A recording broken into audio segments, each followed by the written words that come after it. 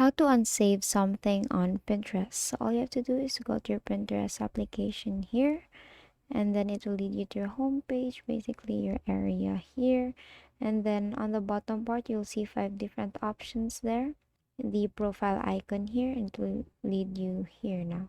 Now on the bottom part, on the under that section, you will see all your saved or your saved pins on Pinterest. So just tap on all pins here and then choose the pin that you want to unsave. So let's say you want to unsave this one. If you tap on that, it will lead you here. So on the upper right, you'll see 3 dots there. Tap on the 3 dots and then tap on edit pin.